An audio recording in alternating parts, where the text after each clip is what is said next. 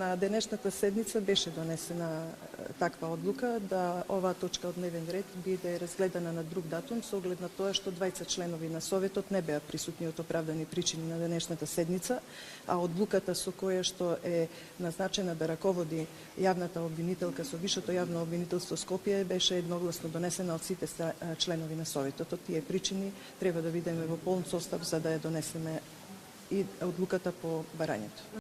Дали стигна барањето за разрешување на Републичкиот јавен обвинител од владата? Предлогот се уште не е до Советот стигнат. Обвинителки председател, да биде појаснен за јавноста, некогаш во отсуство на факти се лицитира дури со кривични пријави одговорност.